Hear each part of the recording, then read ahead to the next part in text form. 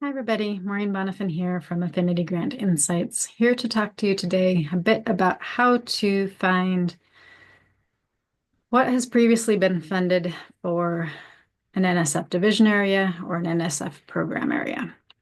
So I'm going to go ahead and share my screen for a second so I can actually show you how to go about this process. There are some very simple ways and then some ways that need a bit more refining. So first to start, let's look at a division area. We're going to use civil, mechanical, and manufacturing innovation as our example.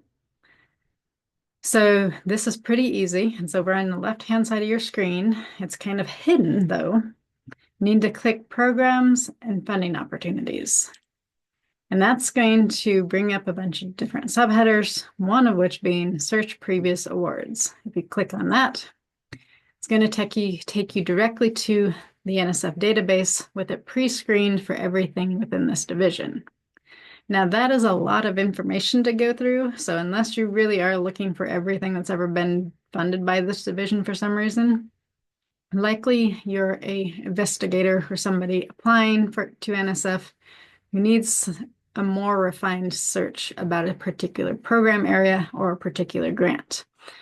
So let's take a look at a particular program area. We're going to look at advanced manufacturing. So if we go to advanced manufacturing's webpage, at the very bottom, there is a browse projects funded by this program. So you can click in there. It's going to take you right back to the same database. It's going to take a little while to load. And you're going to see everything that's ever been funded by this program area. Now, even that may be too extensive because potentially you're looking for a particular call or funding opportunity, such as this US-Ireland R&D partnerships one. You could be looking for career grants. You could be looking for the Eclipse grant opportunity. You have all of these different funding mechanisms behind the program area that you could potentially be looking for, like what have they funded in the past for that particular grant application. The biggest one being NSF career grants. So I'm going to use that as our example. So with that as our example, we're going to go over to our advanced search, click on that. You could, of course, come directly to this database right off the bat, go to advanced search, and you could screen down by division here as well. So you could get your CME division right there, do a search right there, but you're likely already on the other website first. So that's why I showed that one first.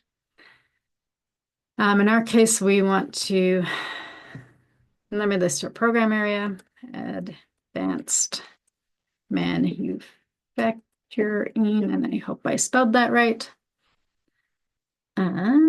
And then what we're going to do is put into the keyword section the acronym for the grant application or the funding opportunity announcement that's driving that grant application. So most of your funding opportunity announcements require the title for that funding opportunity to have an acronym in it with a colon. And you want to make sure you put in the acronym and the colon to screen down your results, because otherwise it's going to throw a bunch of other weird things in there. So we will go ahead and search by that.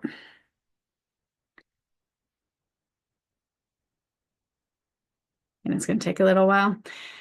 And now you can see it's screened down to all career grants that advanced manufacturing has funded over the years. And you can search through this database, see what the average funding award amount is, see if there's people working in a space related to the idea that you want to put forward, really hone it down. One thing I do want to note is sometimes you still get weird